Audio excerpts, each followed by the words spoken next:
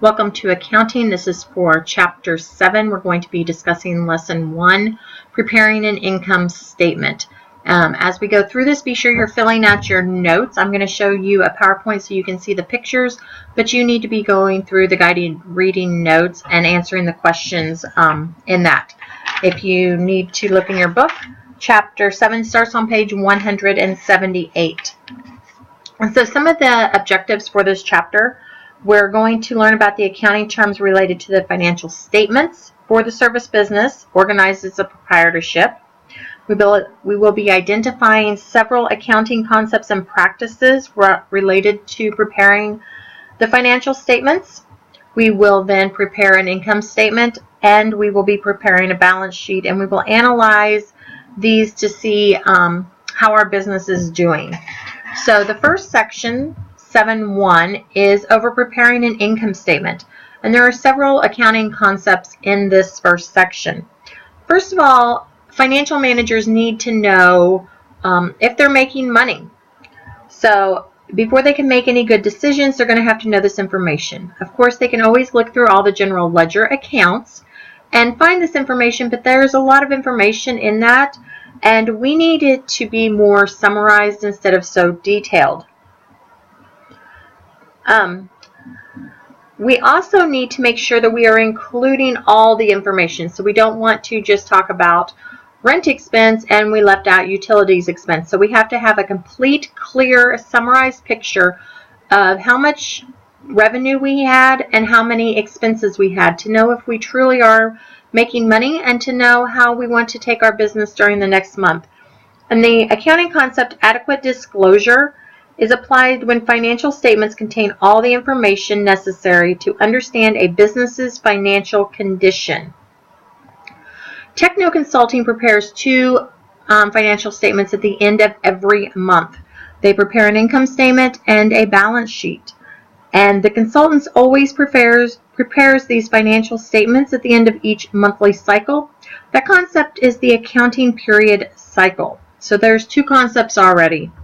The third one is the concept of going concern. And that means when you are opening your business and running your businesses, you intend for your business to stay open indefinitely. And so the owner, Kim Park of Techno Consulting, intends to run her business for many years, and when she's ready to retire, she intends to possibly sell the consulting firm to another one. And that is the concept of going concern. An income statement is going to report the financial information for a specific period in time, indicating the financial progress of a business in earning a net income or a net loss. Expenses are the amounts that we're going to pay for our business in order for it to be able to earn a revenue. And sometimes the revenue earned and the expenses incurred do not always happen in the same fiscal period, but we need to report those expenses in the same fiscal period in which the revenue is earned on them, and that is matching expenses with revenue. And that is what we did in Chapter 6 when we prepared the worksheet. So we're going to start by looking at, here is your worksheet information. We had started with listing all of our account titles, and then we did our adjustments, and we carried everything from sales down over to the income statement columns. So here you can see what our sales were, what our expenses was, and you can see that we reported a net income of $2,099.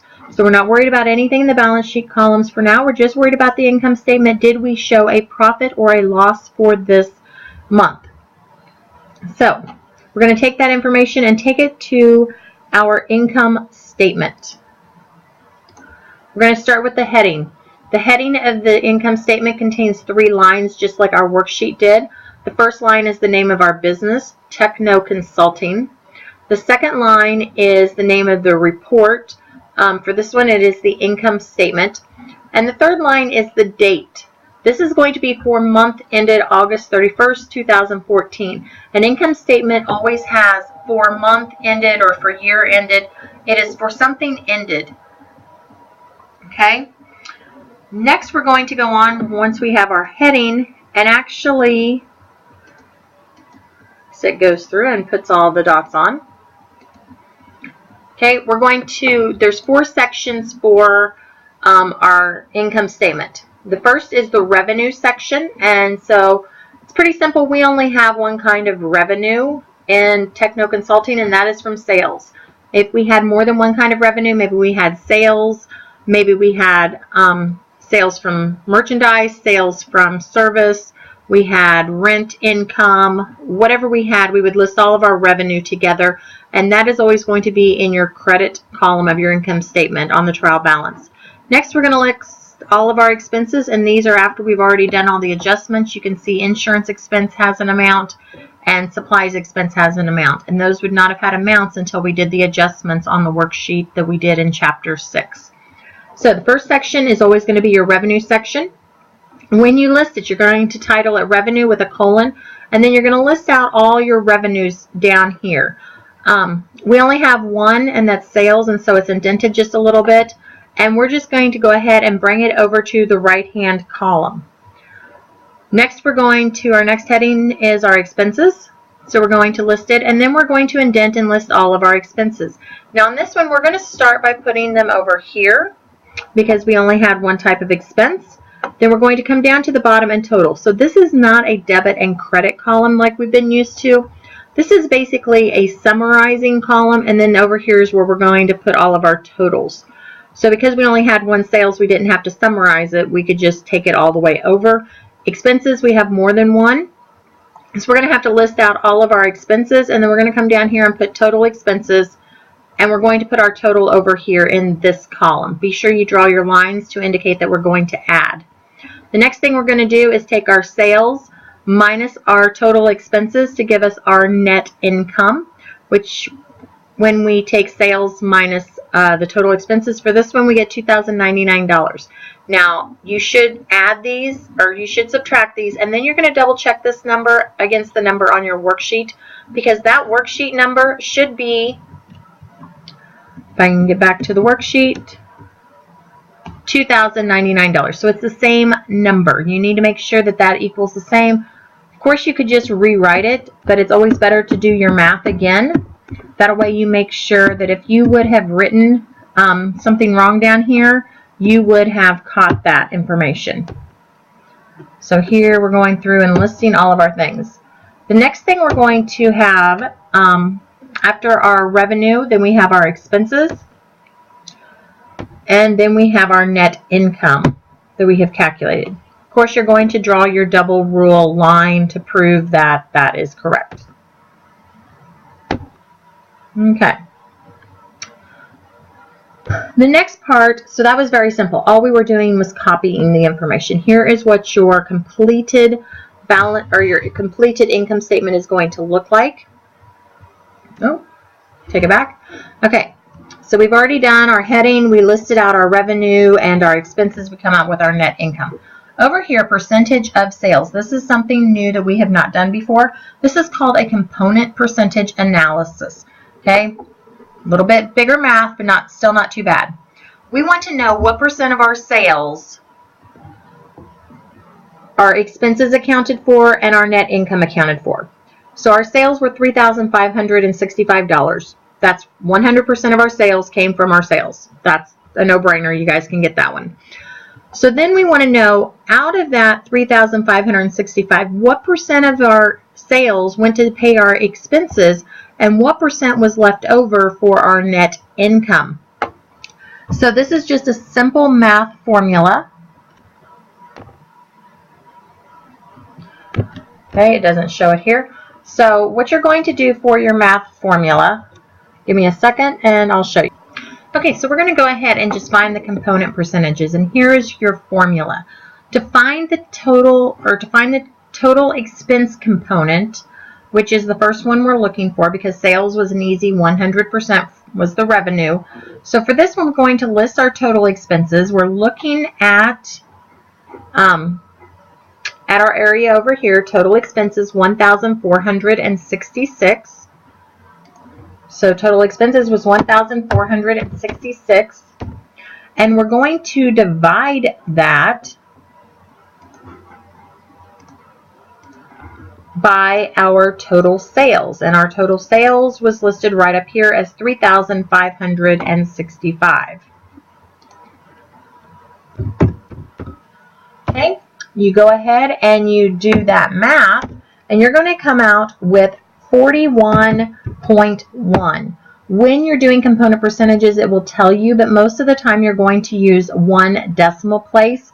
And when you write this on your form, all you have to do is put the 41.1, such as here. You do not have to put the percentage after, because at the top, it shows the percentage of sales. I think I've got that cut off for you. But you do not have to put the percentage on that one. So let's go ahead and go back and do the net income percentage. Same thing. Our net income. So our net income was, according to what we put on our balance sheet, was $2,099. We're going to divide that by the amount of our total sales, and our total sales was showing as $3,565. So that is going to equal a net income component percentage of 58.9. Okay, again, you don't have to put the percent sign because we already know it's a percent. So we would take that back over here, put our 58.9. Now, just to double check, you should be able to add your 41.1 and your 58.9, and those should end up being 100.0. Again, it will tell you how many decimal places you need, but typically you need to extend this out to one decimal place. Okay, so that's a very easy component percentage. Now, what does that component percentage mean?